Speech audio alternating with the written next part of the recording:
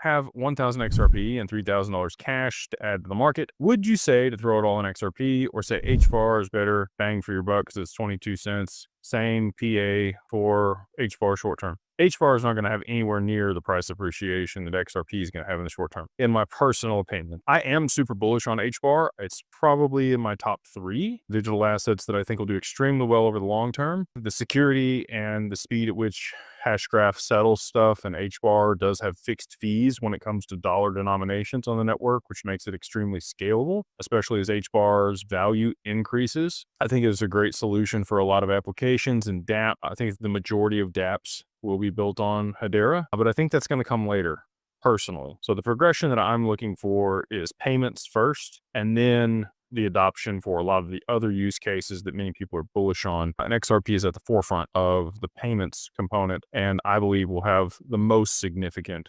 appreciation.